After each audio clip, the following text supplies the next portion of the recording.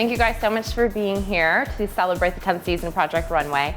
I want to start off with asking you guys, just looking back, was there a favorite moment, a favorite episode, a favorite challenge that you guys remember that really stood out for you? I think, for me, we're always kind of cracking up when the cameras aren't rolling. And it's not often that we crack up on camera, but when the designers had to design the female wrestlers, I didn't really know anything about female wrestlers. I had no idea that they were that incredibly tan, and nor did I know that they were that incredibly muscular. And when they came out, and hams, like they were. And yeah, they were posing. The first time that Michael has been speechless. I didn't know. We were both like, deer in headlights.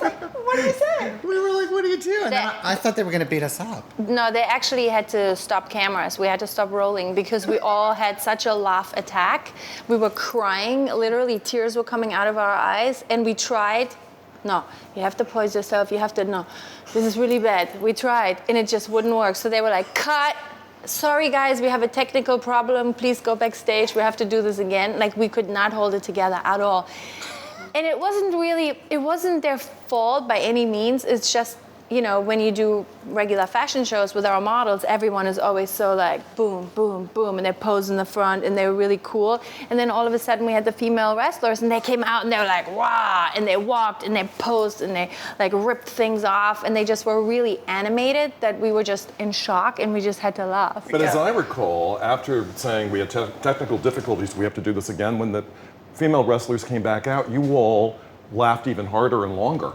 That it was self-perpetuating. I think it kept getting bigger and bigger. Sitting in the back of the auditorium, it was funny. It was school. It was fully a nervous laughter that just became infectious. And it just wouldn't stop. It was hilarious to watch. But that happens a lot. Yeah, it happens a lot. Sometimes we cannot look at each other anymore because...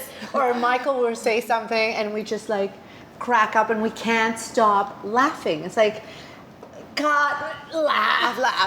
That's I think It's. I have to say, it's funny. Like whenever you think you've seen everything in fashion, I mean, the cool thing about the show after all these years is that you're always seeing something different. You're always seeing something new, and quite honestly, for me, even as a designer, I mean, I've had the ceiling fall down at my show. I've had the place go black. Something always happens. So the reality is, like, as much as we think we're like cool and composed and waiting for them to turn the corner, I mean, it's like, a drag queen turns the corner and they weigh, 300 pounds. Well, it certainly wakes you up. We've never seen that before, and you're like, how do these designers have to deal with this? Well, you know what? Designers have to deal with that. That's what happens. Well, going back all the way to the beginning, I know Heidi is one of the creators. Can you talk to us a little bit about the inception of the show, how it came about and how it began?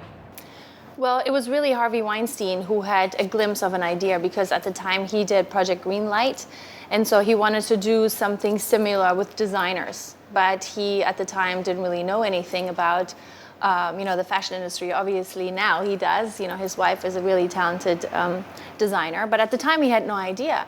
So he asked Desiree Gruber from Full Picture and myself, and he said, how can we do this and how can we make this interesting? So we brainstormed and we thought about, we give them challenges and they have to be really hard. Each week we give them a different challenge. And I thought at the time they should also go outside of New York City and find people to be the models. I thought that would be a good idea. So we would really bounce off each other and think of ideas on how we can make this work. And then, the way it is today, we wrote it and we thought about a few challenges because then when you go to all the networks, they poke so many questions at you that you have to be ready. Like, you really have to think this through because it wasn't a show that was already in a different country. So, we had to be ready for each question to have an answer so that they would be like, okay, we want it. And a lot of networks, they weren't interested in it. In the very beginning, I went to all the pitch meetings and tried to explain to them why it would be interesting to watch designers make clothes, and a lot of them didn't get it. They were like, why would we want to watch people make clothes? Like, why is this interesting? Now, when you're in the industry and you have been behind the scenes, and I have at fittings and being with designers, when they try things out on you and this goes off and no, how is the hem, where should it be? And obviously not for me as much in detail, obviously, as for you, but, looking behind the scenes is so interesting. And it's hard to explain that to a network when they're not in this industry. And so then, we did find a network and they were into it, and then we got started. Perfect. And how about you guys? How did you guys each get on board of the show? Tim was there. Yeah. Tim was a jewel to be found at Parsons. I mean, no one knew who I was. The producers were looking for a consultant, and they came to speak to me. And at the time, my role in the show was in no one's vocabulary. It didn't exist. And it developed organically. It was during the auditions. It really did. I mean, Tim happened to be at the school because you were kind of the head at Parsons. I was the chair of the fashion design department. So, he was there, and really we stumbled upon Tim, and, we kind of incorporated, you into the show, and then all of a sudden it was like, Tim is a huge, major, important component of the show. Well, how do you flatter No, me? but you cannot write that, you cannot think about that ahead of time. And who knew? So I certainly didn't. It just happened. He was there, and it was perfect, and, we fell in love with Tim because he is a one of a kind. I love you, too, and then, all of you. And then we were very lucky also that, we got Nina. Well, it was the three of you. And that we got Michael. I mean, Heidi, it was you and Nina and Michael who gave the show instant credibility. This must be the real thing. Look who's part of it. Well, you had a big part of it. But no one knew who I was. But the You were real known reality, entities. I think the real reality, it's kind of like anything creative. You can be really smart. You can say, okay, I'm going to dot my I's, cross my T's, think of everything. But when something organically just meshes, it's and you've got the chemistry and the magic is there. It works. I mean, when Desiree first called me. Because she was your neighbor. Desiree, I've known Desiree for years. Yeah, she was my neighbor She was your in the neighbor, 80s. and so she asked you, and she said called yes. me and she said to me, we're going to do this show, and she explained the whole concept of the show. And quite honestly, at first I was like, I don't know. Because I was like, it can go really wrong. I had this fear that it was going to be the designers, eating bugs or, like they're like, because I don't that know. was the time. Because that's what everything on television was at the time. Yes. And I think fashion. In a blender, eyeballs and all this weird stuff. And all sorts of balls. fashion's tricky to get in a film or on television to get it right. Because fashion in itself is glamorous, it's entertaining, it's fun, but you don't want to turn it into a joke. Right. So how do you have that balance? Also, and I think Project Greenlight, Heidi talked about Harvey with Project Greenlight. I loved watching Project Greenlight. I thought it was so interesting. I'm not in the entertainment business, but I was intrigued by the show. And when I realized, it was working at Parsons, where I had been a critic for senior students for many, many years, and everyone said, you know what? This really is going to be about the actual, design and creation of a garment. Yes, it's not about who sleeps with who, and it's not like, who is eating that blended eyeballs of a cow. Right, or drunk, challenge. Or drunk It's late at about night. clothes. Drunk late at night. But I want to add about Parsons' role in this, and I think Parsons helped also give the show some credence. But the show was not going to be taped at Parsons originally. We were going to outfit a loft space at the Atlas Apartments. And when we started adding up the price of what that was going to cost, we said, we don't have the budget for this. This can't happen. So I said, well, I know we're taping in August. Parsons is empty. Do you want to go over and look at it? So that's really, so the whole thing was organic. Yeah, Yes. My dressing room was Tim's office. My office. Oh my God, it was. He moved this to the side. I remember. My clothing rack was in your bathroom. Yeah. It was actually, you had like a tiny little shower, and the shower curtain rail was I had all my remember. outfits there. You were so nice to give me a room. You I was always honored. moved out for the time. Like, we really made it work, It was really rock and roll. yes. It was rock and roll. Well, Nina, talk a little bit about coming on board. Did you have any hesitations at all? I had a lot of hesitations. I was very skeptical, and I was going through some personal issues at home, so my time was very precious.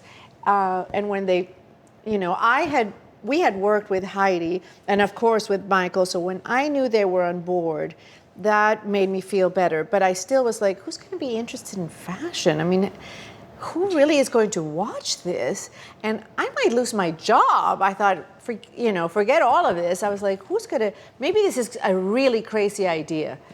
But I think when we did the first taping, which was still everybody was very nervous, I was like, maybe this will work. But did any of us ever think there'd be a second season? I didn't. Honestly, I thought in the beginning, I kind of agree with Nina. I had this weird thought, like fashion freaks would watch. People would think that she would be in a bikini, and maybe, people would watch to see her in a bikini. You'd have a few fashion freaks, and then who else would watch this? We were like, oh, who's going to watch this? Because we're so into it. I think that we are so into it that we couldn't that it's too technical. Yes. Yeah, we can't believe that anyone cares about what we love. Right. Exactly. No, but there was really, But this the is perfect also, timing. this is exactly what the problems were with the network selling the show. Like exactly what these guys are saying. Because it is very technical. We're talking about the length of a hem, or, why this is the wrong fabric, or why this is something that someone has done 4 years ago already, and they were like, why would people be interested in that? Why would they care? But I think it's really the passion of these designers, and that they can make out of $50 something that looks like $2,000 in one of the best department stores. And in 10 hours. Yeah, quickly. And I think to show that, I think that is really what has made the show a success. I totally agree. Is these talented people that sometimes have a completely different job, and that is their other dream that they have inside themselves. And I think people, when they watch that at home and they see people having a dream and they fight really hard and they make something really with their hands, they're attracted to that, and that's why I think it has worked for all these years. And there's another quality to the show that I actually, someone said to me in an airport. She said, introduced herself as the mother of a 9-year-old, and she said, I'll bet you don't know why I love the fact that my daughter loves Project Runway. And I thought to myself, well, I bet I do know, but tell me why. And she said, because the show teaches you that how do I want to phrase this? That good qualities of character pay off. Working hard pays off, playing nicely with others pays off. It's better to be a collaborator than a diva. And I thought I never thought about the show that way, and it's really true. Totally. It comes back and bites you if you don't follow those good character qualities of character and issues. it's interesting, sorry to cut you off, but it's interesting, those same things happen in real life. Exactly. In the real business of fashion. I mean, those are qualities that really translate. There's nothing we do. It's funny, when people watch the show, I know that sometimes people think, well, these designers, they've got to make clothes out of, wee-wee pads or corn husks or chocolate or whatever, some crazy, insane thing, and they're put into these crazy time constraints. Well, the simple truth is, what Nina's saying, if you're going to be successful in fashion, well, you're going to have to be able to kind of deal with anything that's thrown your way, because you don't know what's going to be thrown your way. You're going to have to collaborate. You're going to have to work with people. You're going to get criticized. Absolutely. Everything that happens to them is kind of this microcosm of everything that happens to a designer. Right. So it is actually... Yeah. Because there's always going to be another fashion week, another fashion show, and you just have to spit it out. You have to come up with new things every season, no matter what. Yeah. Otherwise, you're done. Otherwise, you're out. And one day, your next day out. So and there's every no season, new things come. You have to. There's no team done. I do the best I can. There's only so much I can do. No, there isn't. For a designer in real life, there's not a situation where, Tim is kind of going to come in and say, you know what, I think you're going the wrong way. So, but it really is the microcosm in every which way. I also think people who never thought about clothes in this way, for the first time, people realize, wait a minute, when I put something on, whatever it is, someone designed this, crafted it. So even if you were never interested in clothes, suddenly you're like, wow. It's like alchemy, wow, this came from somewhere. Yeah. You could be an investment banker, and suddenly you think, wait a minute, someone actually designed the pattern on my tie, had to deal with the width of the tie, what fabric it was made out of, and it gets people thinking. That's the optical illusions that it does for your body, all those things. People take it for granted. They go to the store, they buy something, and they don't really think about what went into it. And that's for us. When you see a designer who really comes up with something new and different, you go, whoa, this guy's really good, because he's bringing something new to the table, and that's what we want to find in the show. And we get so excited when we see good design in the show. It's like, oh my God, it's still like Christmas. Yeah. It's that feeling that you're like, wow, we want them to succeed and we want them to look, to do well. And then obviously a lot of the times there are some designers, they are not as good as we thought, Yeah. and they spit out some things that are Or they're a one note. just bad, and you see that immediately too, you do. When did you guys realize that this show was translating outside of the fashion sphere? Like, when did you realize that you actually had a hit and you had this kind of cult following with the show? What was that moment for you guys? I know. It was when a construction worker shouted down from a scaffolding, "Tim Gunn, you're killing me with that show." Yours was a construction worker. Mine was craziness. I was waiting to pick up tickets for a Rolling Stones concert, and I ran into Rashida Jones. And Rashida said, "Oh, I love Project Runway." I said, "Thank you." She said, "And my mom loves the show." And I said, "Oh, great." And she said, "My sister loves the show." I said, "Great." And she said, "My dad likes the show." And I was like, Quincy Jones watched Project Runway? And then I started hearing a construction worker, a music mogul, that it wasn't just women people. who were obsessed with fashion. Yeah. It cut across. And that was the first season. And even fashion people who were big snobs. I mean, That was the moment when I was like, okay, they like it. We might have something here. Right. At the shows, people were like, oh my God, the show. Right? We can't stop watching the show. These are very jaded people that, obsess over fashion. If they get to watch TV and they're obsessed with the show, it's... But I have to say, I found in season 1, the feedback that I was getting was that the show was very polarizing. People either loved it or they hated it. And I found that generally the people who didn't like it were the ones who liked the fact that the fashion industry had a kind of metaphorical veil over it. There was this mystery about it. And Project Runway basically ripped the veil off and said, look at it. This is what it's really like. And some people didn't like that.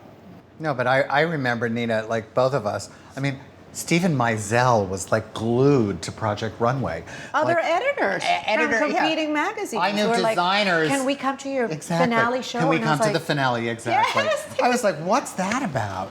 Because fashion people are really, incredibly snobby about these things. They're jaded. And or jaded. They've seen it. everything. They've seen everything. How many shows do we get to see, for God's sake? Mm-hmm. I think also at the time, and that's why also I was a little bit worried where this was going to go. When we started with Project Runway, I thought already we were at the tail end of an era of reality shows. I thought we're actually too late already. But look at this, 10 years later, how many have followed after our show still? But you know what I We mean? were Like actually at first. that time, We were I thought first, we not were already last. late. But I think what was good about it was that it was more documentary in a way. Well, we won a Peabody it wasn't Award. so gossipy, and Yeah.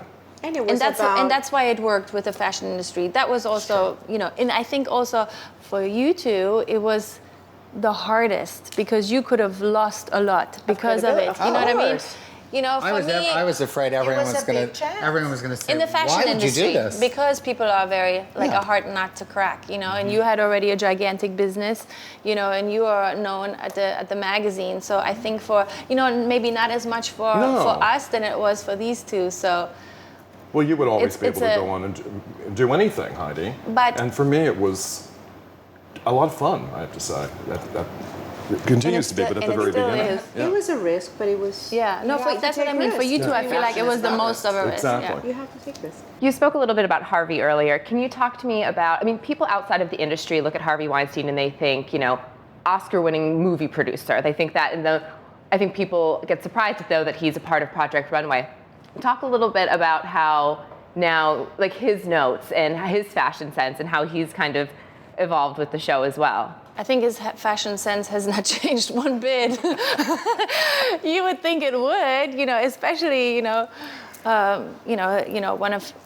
his wife is like, a big, fashion designer. So you would think that his fashion sense would have changed a little bit for the better, but I don't think it has. Do you think it has? I don't think Harvey wakes up in the morning And thinks about what he's making gonna his wear. fashion decision. No. I think Harvey instinctively understands, whether it's Project Runway or a film, I think Harvey instinctively understands what people will be captivated by. That's what I think. Also, I think intertwining movies and He knows TV has it's pop happened culture. already. It's pop culture. Before it was not okay for an A-lister to do anything on television, and that had changed too. The same in the magazine world. A lot of more people from television or from the movie industry would be on a cover. Before it was mainly models, for example. So everything kind of changed, and he understood that, I think, also very early on, and think about the television world too and make a few more hits there. He's definitely a hit maker. He thinks of the future, looking at new things. But I think that Harvey has had a real crash course on fashion.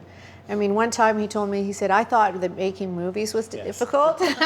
well, fashion is as difficult. It's like the whole cast of personality. I mean, it's really a business that is very intricate and that has a lot of moving parts.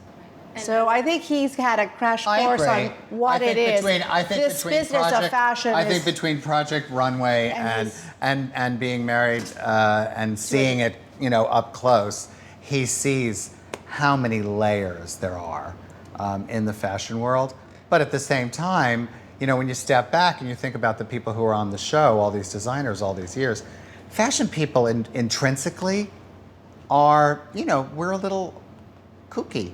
We're a little off. We just are. It's full of characters. Fashion is just full of characters. I mean, it's true. It is. It just, you don't even have to work hard to find the characters in fashion. So, whenever people watch the show, sometimes people say to me, these designers, are they like, are they hamming it up for the camera? I'm like, no. That's the way I'm they like, are. that's them. They're very proud. Yeah. I have to say, I feel like you guys on this show specifically, there's a lot of divas, and you guys have a lot of personalities to handle when you're have all of these designers coming in. Talk to me a little bit about managing that, especially you. You have a lot of that. Well, I taught for 29 years, and I taught fashion designers for the last 10 years of my teaching career, and I'm very respectful of the point of view that designers have, and the sense of ownership that they have, and the pride that they have in their work. And my role is merely to help them achieve themselves the highest quality of work that they can at that particular moment. So I'm in a manner of speaking, I'm used to it. Where I draw the line is when an individual disrespects other people. But as long as they're true to their own brand and they're respectful and they're good citizens of the world, I'm a perfectly happy camper. I wanted to ask you, now Make It Work became such like a pop culture moment. Talk to me a little bit about that. Is that something that you had always said? Where is it? For years, in the classroom. Nothing is written for the show. No, nothing. No. So is that something that, were you surprised with that? It kind of got Absolutely. legs of its own a little bit. And I wasn't even aware of what I was natural. doing. It's something that I say. And so, I'm surprised by the whole phenomenon that is Project Runway. There's not a single day that I don't pinch myself and say, how lucky am I? It is, those things, you just can't think of those things, I mean, they just happen, and this is how Tim is, Tim speaks different than most of us, you do. I mean, there's a lot of times when I have no idea what he's saying, and I just go, yeah, and I hope either someone fills me in or I ask you, but... So, like, for example, Make It Work, this is how that happened. Or when Christian Ciano was on, for example, and he always would say, hot mess. Right. Everything was a hot mess. So everyone who was watching the show was talking about, oh, it's a hot mess. Right. Things just sometimes happen, sometimes says something a few times, and it's natural for them to say that, and it just has its own legs, and it just runs off. How many seasons were we saying, don't bore Nina? Don't bore Nina. Don't bore Nina. Yeah, it's true. Don't bore Nina was like and again, it just organically, it just turns into something. And the next thing you know, like people are walking around wearing T-shirts that say "Don't bore," Or I have to leave messages on people's phones saying "Auf Wiedersehen" all the time. Can you please just record this on my phone? Can you please just say Nina Garcia? I get stopped and they're like Nina Garcia. But this is not even how I say it. Do I? That's a she good still one. doesn't think she has an accent. Nina Garcia. I'm not even You're German. Nina Garcia. I get that. I am. You mentioned earlier about A-list celebrities doing television, and you guys now have had some amazing guest judges. talk to me a little bit about your favorites. Who surprised you with their fashion sense? I mean, for me, I always think everyone prefers a different, celebrity. Like for me, for example, I loved having Bob Mackie there, for example, because I'm a huge Bob Mackie fan, and I have a huge Barbie collection, and most of them are his because he's so magical, and I'm attracted to that. So for me, I loved meeting him. For someone else, it was Christina Aguilera. Like, for the designers, you can tell it's always like the bigger the star, the more attracted they are. Like for me, it was like him, for everyone's example. Gonna be different. Or, everyone has a different. I mean, for me as a different designer, person, I think. as a designer, we had Susie Menkes, who is the fashion critic for the Herald Tribune. She's unquestionably the most powerful fashion journalist in the world. But like an audience, for The audience example, will not might see it perhaps like that. not see because Yes. they don't know who Susie is. But I know as a designer, I'm waiting to hear what she has to say.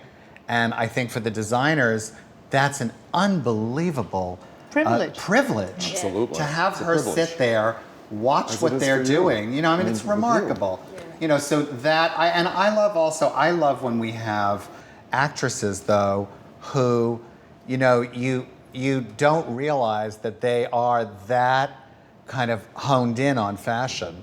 Natalie Portman I thought was great. We had her for an organic challenge. Yes. And I think at first Natalie, she said, I don't know. She said, She don't want to "I don't step wanna on be anyone's critical." toes.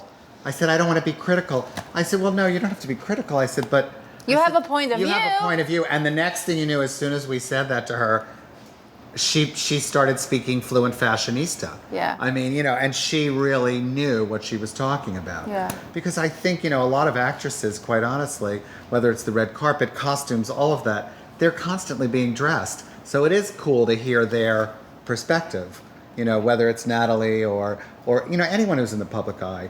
Deborah Messing, same thing, fabulous, a great eye. Can you guys talk maybe about some challenges that didn't work, or that, hindsight being 20, that or challenges that you tried to do that you had to scrap? Anything that didn't? Well, most menswear Men's challenges. is tough. Men's is really that tough. was the most challenging. Men's, to me, the Tiki Barber. Yeah. Tiki Barber's that men's was challenge was hard. really tricky. Because men's clothes. Did he ever wear what he was supposed to wear? Did he I never wear it? saw if he did. Men's We all had to clothes. reassess. Men's is really hard. Yes. It's time consuming. I think we had guys coming down the runway who were kind of half dressed. Yes, we did. Yeah. Sometimes the show has gotten a little bit of criticism for not actually, you have a fair amount of success with some of the winners, but not all of them have translated now outside after the show. What do you guys say to that? Well, actually, I have a lot to say about that, but I'll be brief. From my point of departure, the designers who win the season, or really any of the finalists, any of the last half of the designers who are left on the show, they achieve as much as their ambitions and their resources allow them to. And if you take someone like the season 2 winner, Chloe Dow, Chloe has a hugely successful business in Houston. She doesn't want to be in New York. And she's on QVC regularly, and she's doing extremely well. Is she a household name? No. But she's happy that way, and she's very making a good happy. living. Very happy. Yeah. So There's different not everyone levels can be of- Michael Kors. No matter how deep their resources are and how much they want it. But also, Michael Kors did not become Michael Kors No. overnight. It takes It is a time. business that really takes You have to let time. it. You have to let it brew. You have to let it percolate. I think the one thing that everyone has to remember, what the show does, is find the talent, put the light on the talent, and then it's up to them. Exactly. Yes, I mean, we don't help them to get up in the morning and be ambitious and still design and go out there. We don't. Like you said, find the talent, but then it's up to them. And it's Michael, hard. You and I were speaking recently about the young up-and-coming designer that the CFDA presents every year. Right. And we were talking about how many of those people you'd never hear from again. It's very interesting. They happen. There's a lot of buzz. We live in a world also today where the real trick for any of the designers, and this is whether they're from the show or in general, is can they get the attention and can you last? Can you sustain it? Can you sustain it? Yeah. Can you evolve? And some people have not only the creativity, but they have the tenacity. Exactly. To stay in the game. And tenacity is critically important. Oh yeah, absolutely. I'm always saying you need to be like a weeble. If you fall down, you have to be able to bounce right back up again. Yeah. Fashion's not for sissies. You have to find people to help you, but you also have to be someone to make sure people don't forget about you. Yeah. And you have to have the perseverance Yeah. to really, put in the time. It's not instant. I mean, none of these designers have this renowned name overnight and sustain it. It just takes a lot of time. And I'll also say, I know quite a number of people in the industry who've been in the industry for 20 plus years. Are they household names? Not by any means. Right. We'll talk about sustaining. To kind of wrap it up, how long do you see this show going on? We're at season 10 now.